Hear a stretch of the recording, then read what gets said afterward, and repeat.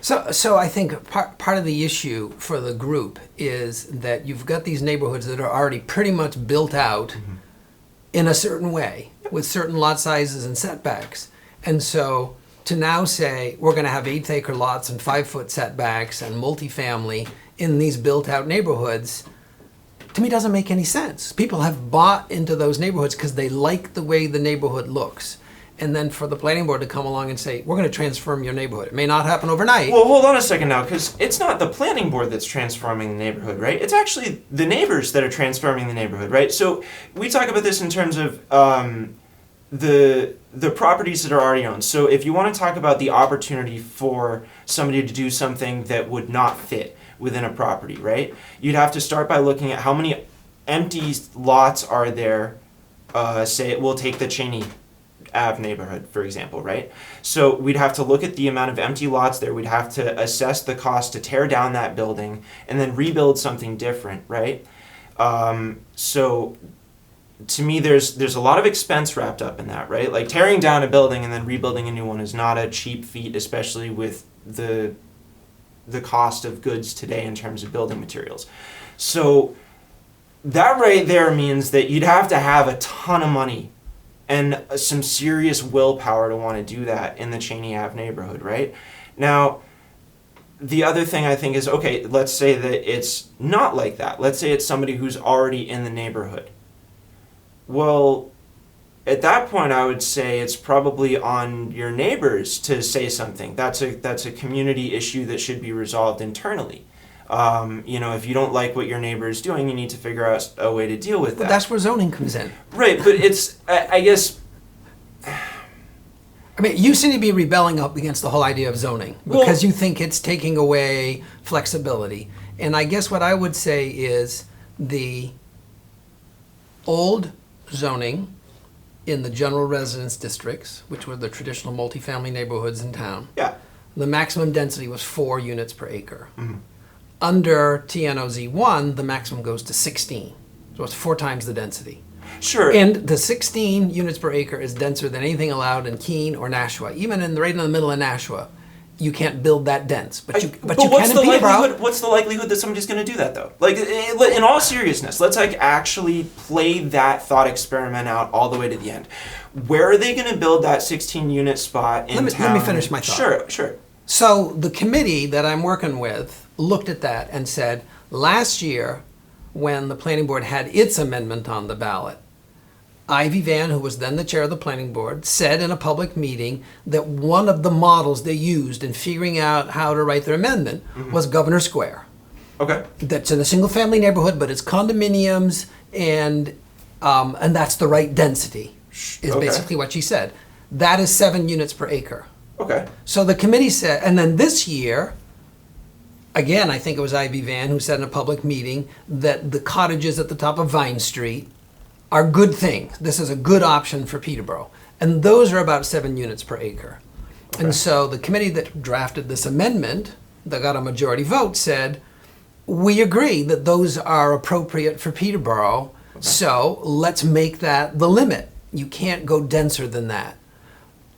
And I actually haven't heard anybody explain why we need the option of 16 units per acre, why 7 isn't good enough, particularly where the planning board has said twice that these current developments are good and look good and are the kind of things we should encourage. Sure. Your question was, well, let's play out the thought experiment. Would someone actually build the 16 units per acre?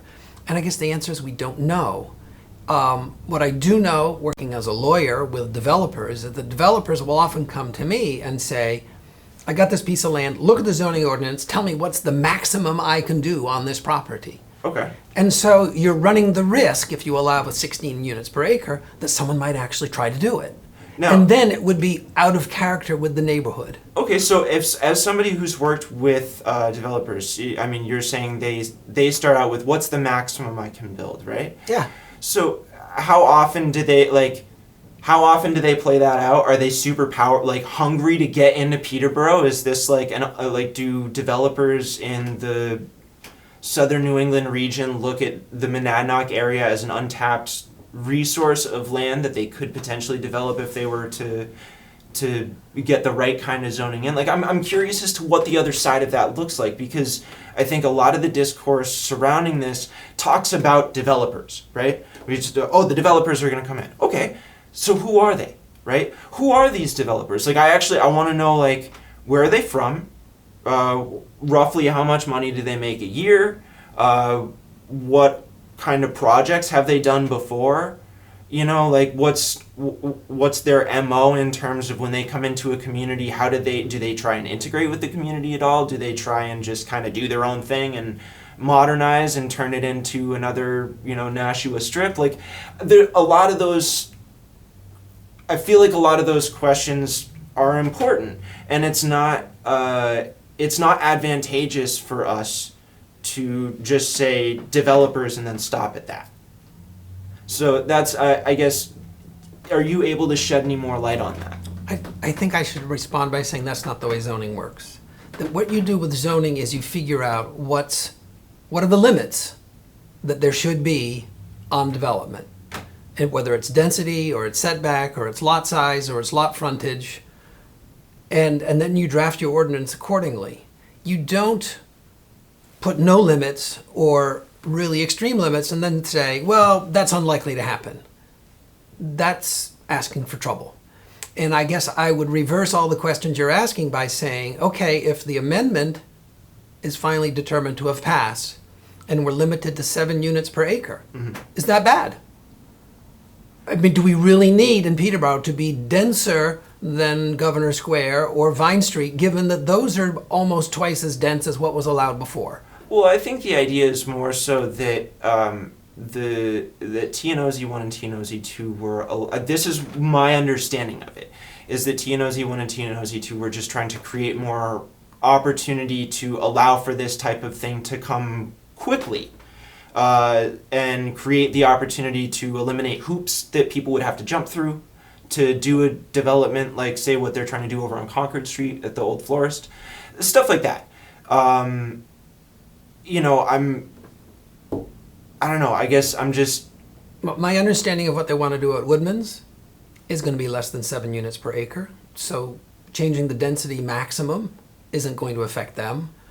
I don't think the setbacks are going to affect them because they get that big hill behind them, so they got to be quite a ways away from the property line anyhow with their buildings. And so I don't see that the amendment affects that project at all. You said, what is the appetite for development in Peterborough? I think we're in the process of finding out. Okay. Because we've got the development next to the Catholic Church. They're going to build, I think it's 19 houses. So they're actively marketing them. They've got two under construction. Maybe I saw the walkthrough video. They had the little... And so, I don't know, we'll see how quickly those go up. And that'll depend on how many people want to buy them. There are other places in town where similar neighborhoods could be laid out. And they could be laid out, depending on where the land is, they could be laid out, even if the amendment passes. So I've never heard someone explain how the amendment is bad.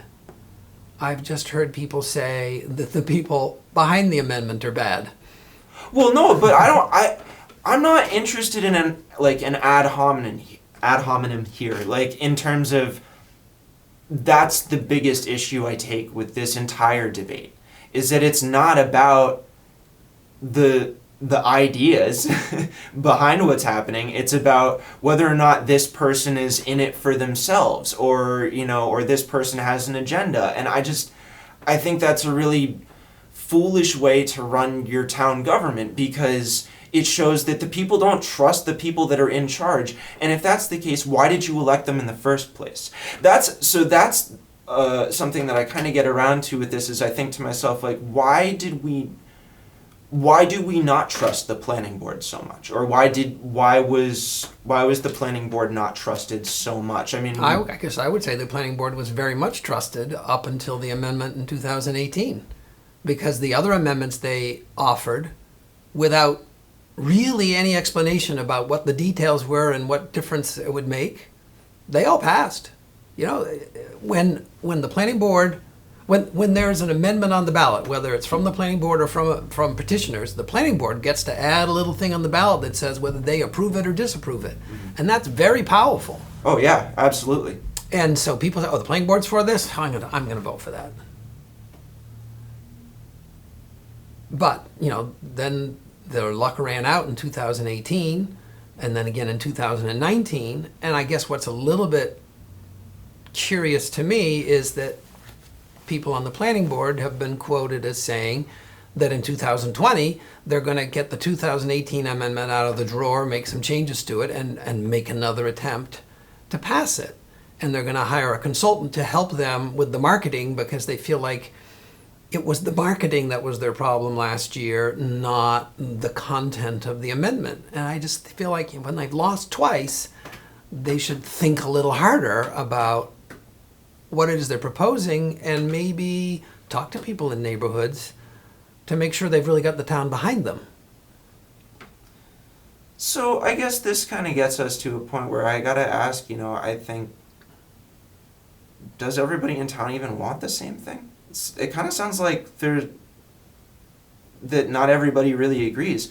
I mean, I think when I look at TNOZ I II, okay, specifically, I read through that code and I think this right here was designed to help us create more spots like West Peterborough, where we can have, maybe like a small little general store type place, put some apartments above it, and help to make a neighborhood right now that's a bit sprawly, to be honest. When I drive out to Blueberry Lane or I go out that way, yeah, that's sprawl. Like, that to me doesn't seem like efficient planning. I understand that it looks a certain way, but it doesn't seem particularly efficient. And in a time where the climate is rapidly changing, I don't think we should be prioritizing aesthetics over what's best for our surroundings and our environment. That's a personal opinion, right? So, like, I'm not trying to say that, this is what we should be doing. People can feel free to disagree with that. But I think to myself, when I look at TNOZ I II trying to say maybe put a coffee shop in a neighborhood like that, I think, geez, that's a really good thing. It would attract me as a younger person to go to that area more so. And I think it could potentially help areas of the town thrive more by concentrating a bit of development in a more specific area, and the parts of town that want it would do it, and the parts of town that don't want it wouldn't do it because they just wouldn't develop it. Wait, let me stop you right there. Sure. That last part. You don't think that's true? No, it's not true, because the people who live in a particular part of town don't get to control who comes in as a new person, as a developer, wanting to do something completely different. That, again, is why you have zoning, so that there are limits on what can happen in one place or another. What I have said to the development office, because after the vote in 2018, I sat down with Pete Troop and I said, here's some suggestions on how the amendment could be changed, and then I think it would make a lot more sense. And I said, if you want to create new dense neighborhoods with coffee shops or a pub or whatever, don't try to turn Kaufman Drive into that neighborhood, because Kaufman Drive is already built. Find a patch of town that's unbuilt. But who's trying to turn Kaufman Drive into that? That's what I'm confused about. Well, when you write zoning that makes those kind of changes possible, they could happen. That's my point. Right, but I guess... So why mess with a neighborhood that's already built out? If you want a new neighborhood that's dense and with all these different, a different look, then find a piece of land and zone it that way. But I guess, okay, so I understand where you're coming from on that. So I think out next to the church is perfect. It's not near anybody else. It's going to be little houses on little lots, but it's not going to be plopped down in the middle of a neighborhood of half-acre lots. No one's going to care. And the people who buy that, they're buying that look in that neighborhood and they're happy with it. But you don't want to radically change the zoning in neighborhoods that are already built, because you're just asking for trouble. Because if someone then puts in an 1/8 acre lot with a 5-foot setback and it's a 30-foot tall house, you're going to make people angry. Well, I don't think, the zoning law says you can't, I don't think you can go quite that high, but maybe I'm wrong. 25 feet for sure. I'd have to go look at the max in the ordinance. At any rate, I mean, I think, you know, your point is well taken, but I gotta go back to the viability of these projects, you know, like how much money would it cost to do that, and how many people are trying to throw that kind of money into that kind of development in this kind of area? You know what I mean? Like, I totally understand the perspective, but I feel like if we're gonna say, oh, we need to be worried about this happening, I want to see a statistic that tells me the likelihood of it happening, right? I don't want somebody to say, you need to be worried about this thing, but I'm not gonna tell you how likely it is. It just could happen, right? Like, that's concerning to me. I guess I would flip it around and say, if we've identified something that we don't want to happen in a neighborhood, then why have zoning that makes it possible? For you to then say, well, it's unlikely, doesn't cut it with the people who live in that neighborhood. They say, why is it there at all? Why is it there as a possibility? Unless we're thinking when the developer comes and makes a proposal, the planning board's going to say, great idea. We've been waiting for you to come along. Maybe because they thought, well, not having it there could alienate people that we're trying to attract to this neighborhood, right? So the idea being that I know that millennials tend to like these types of communities where, you know, there's, you know, you've got resources within walking distance, this kind of thing, right? And the millennials are the generation that's growing to have, they're having families now, you know. So I think about, oh, that's the type of people that we're trying to attract to this area. We're looking for laborers to fill jobs in places like Millipore or So Clean, right? So we want to get people in that are going to be able to do that, and we want them to be able to afford the housing, right? And we want them to also like the community that they're in, right? That we want them to come here and stay here because they love it. So why, I guess to me then the question becomes, okay, well, why would we say no to something if it potentially alienates exactly the people we're trying to attract? Like, that's the part that I have a hard time reconciling. Well, and what I already said, I think, is if you want that sort of different neighborhood, different from, if you will, the traditional neighborhoods in Peterborough, then find a part of town and zone it as where that's permissible. Well, but how is what I described any different than town right now? Like, I know I have friends that live within walking distance of downtown Peterborough, and they would describe downtown Peterborough exactly how I just described it right now. Like another potential theoretical place, right? So how is that not Peterborough? There's no place in Peterborough that's 16 units per acre. There is no neighborhood in town where most of the setbacks are 5 feet. There are no neighborhoods in town where the lots are generally 1/8 of an acre, or even a little bit bigger than 1/8 of an acre. Most of the properties in town are bigger than that, even the in close to town neighborhoods. And you know, so part of the discussion we should have as a town is, you know, what's the appropriate minimum lot size? And I don't think we've had that discussion. You know, the discussion has devolved into something else. I think the Committee for Sensible Zoning has talked about all of these specifics because they want to bring them to people's attention. That they think an 1/8 acre is too small. Mm-hmm. And they want people to talk about it. They think a 5-foot setback is too small. Let's talk about it. And I you know, turn the question back to you. If the amendment this year is finally decided to be valid, does it prevent the sort of things you think you want Peterborough to see? If we had development that's 7 units per acre, which is denser than what they're doing over there next to the church, if we had development in town that has, well, in close to town, instead of 1/8 acre lots, it's, I don't know, it's 3/8 of an acre or something. It's not a whole lot bigger. Well, I mean, I think if we took those away, I couldn't just go open up a general store out, you know, out off the end of Windy Row. Like that, I think that's the point. Is that right now you can do stuff like that with TNOZ I II. When you take it away, you can't. If you get the amendment to pass, then the setbacks go from 10 feet to 15 feet, right? So that changes it. That's a change. So what if I wanted to make a house that had a 10-foot setback, the ones that we're using right now? Well, I couldn't do that anymore. So, and I guess that's the question. Like when we say, oh well, that's not Peterborough. 5-foot setback isn't Peterborough. I mean, all of Union Street is 5-foot setbacks. Take a walk down Union Street. Well, not all of them, but there's a decent amount of them that have a very, very short setback like that. There are a few of them that have short setbacks, but most of them have much bigger setbacks than that, both on the front and on the side.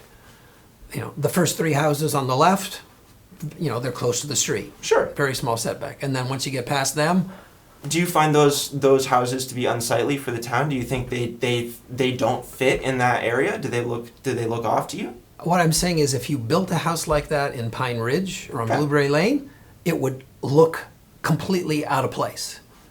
And so why draft zoning for Blueberry Lane or Pine Ridge that makes that possible? It's just going to be a sore thumb in the middle of a built-out neighborhood. Doesn't make any sense. You want that kind of option. Create something new in a new spot. I mean, obviously, Ivy Van owns over 20 acres of land close to town. Perfect place to lay out a completely new neighborhood with a different style than what's around it. Why not? Well, I don't know why she doesn't get started. I actually spoke with her about that. She actually, in one of our other videos, she lays out exactly why she wasn't able to build that neighborhood, and exactly why none of the current TNOZ I and TNOZ II code would even allow her to do that. So I don't have the whole thing here, and I don't want to paraphrase her. Feel free to go check it out. But she does respond to that. I do have an on-camera response of her addressing that. So I just want to throw that out there. Well, I was told by Pete Troop a year or so ago that she can't do that sort of neighborhood on her land. I've forgotten the reason why, and more recently, Pete Troop told somebody on the committee that she could. So I'm confused as to what the details are. My last understanding But I guess is- my thought would be, like I said, find an area of town. It could be Ivy Van's land. It could be the end of Mercer Ave. It could be across the road from Rivermead. It could be at the beginning of Old Jaffrey Road. I mean, there are places in town where there's empty land that's near or on sewer where you could zone for new neighborhoods that are not half-acre neighborhoods. And there's plenty of land to do that so that, you know, we could have new housing in Peterborough. You know, if Peterborough built 20 houses a year, that would be a lot. And there's a lot more room in those areas I just described for 20 houses a year, you know, that we could do. But you couldn't put, let's say, I mean, what you're suggesting that would say that we couldn't put half-acre plots anywhere in town, right? So like, say we wanted to develop that side across from Rivermead, and somebody said, well, I think we can do a lot of good if we were to put in half-acre lots and try and give people, you know, they won't be trailers, they'll be nice small homes. You know, we'll do it right. We'll, you know, we go out, we look at a whole bunch of other samples from other communities similar to ours that we're trying to move in a direction that would allow for more affordable housing, something in the middle, something kind of like that. Why say no to that? Anywhere in town, I guess is my question. Like you know, in these undeveloped areas. Well, so what I just said is I think the planning board should identify parts of town where they want to encourage the construction of neighborhoods that are not like the neighborhoods we have, like, you know, like Orchard Hill Road or something, because they want there to be maybe smaller houses on smaller lots, maybe narrower lots, maybe more types of houses. So And- more subdivisions of land that says, okay, so we now create like a new zone type entirely. Like we'd repeal TNOZ I and TNOZ II and we'd create new empty area zones on the map. I'm assuming this is the way we do it. Where we designate, okay, these spots you're allowed to build these types of houses, but you're not allowed to build them in these neighborhoods or within the proximity of this neighborhood, stuff like that. Am I understanding that correctly? Yeah, and I think the advantage of that approach is that you're not then imposing those very different rules on existing built-out neighborhoods. Instead, do it where you've got an empty slate and you can have either individuals or developer start afresh and come up with a concept. I mean, I think that the idea that Ivy Van has had for her land is great. And I think when she tried to move forward over a decade ago, she got screwed by the town boards because basically one board said she could do it and the other board said she couldn't. And she was stuck. Yeah. And couldn't move in one direction or the other. Right. And I think, again, if you look at Church Street, next to the church where they're building new houses, it's a neighborhood all by itself that's going to look different.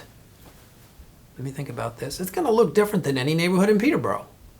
And I hope people buy the houses and love them. And if they do, then I'd say zone some other parts of town similarly. And then build new neighborhoods that look different. And if you want to allow someone to open a coffee shop or a convenience store in that neighborhood, a developer might decide that's a good idea and, put that in part of the plan. I don't know.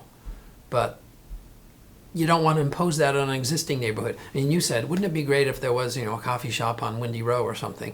And if it was just a little coffee shop, maybe people wouldn't care. But, sometimes the person running that little coffee shop is a dynamite cook, and they get written up on the New Hampshire Magazine, and then it goes national. You can get the best croissants in the world on Windy Row and Peterborough, and then you've got traffic issues in what was a quiet neighborhood, and that's the kind of thing that people are concerned about. What if you allow a pub? Well, what if the pub is open until midnight and then they have music like Harlow's, but it's out in a quiet neighborhood? Is that going to work? So that's why traditionally zoning has kept commercial uses away from residential uses, because it creates conflict. And I realize that people live in Brookline or Somerville, where a lot of neighborhoods are mixed use, and so it's residential upstairs and commercial downstairs, and some people like that.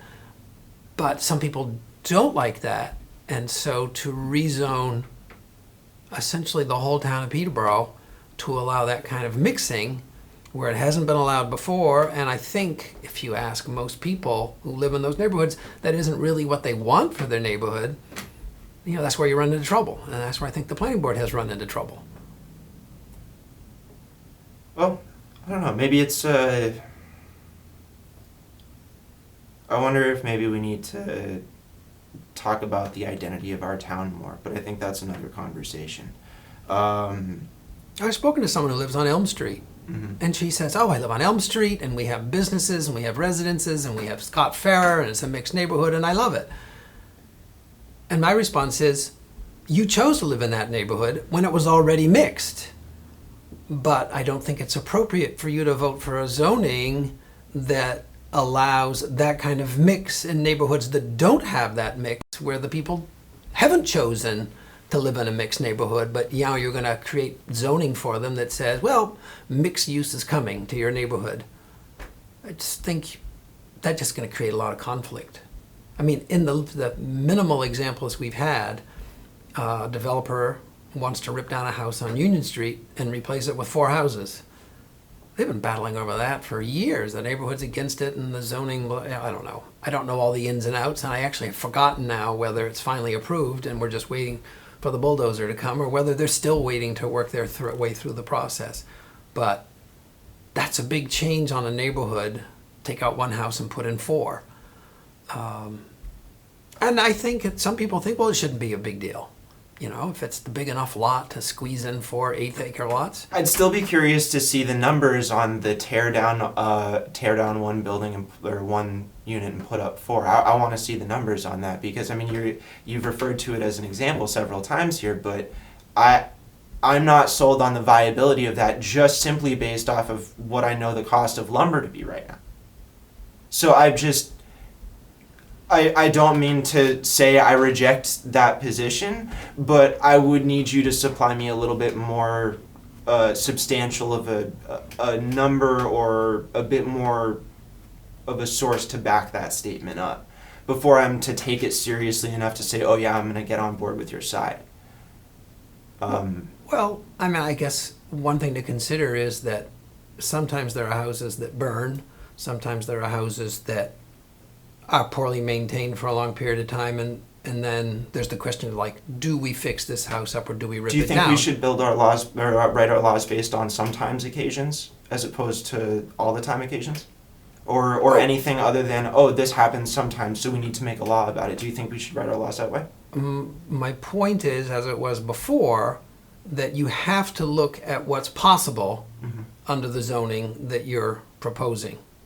And so in TNOZ II, which applies to single-family neighborhoods in town, it's possible that someone could buy a house, rip it down, and replace it with 8 condos, if you've got an acre.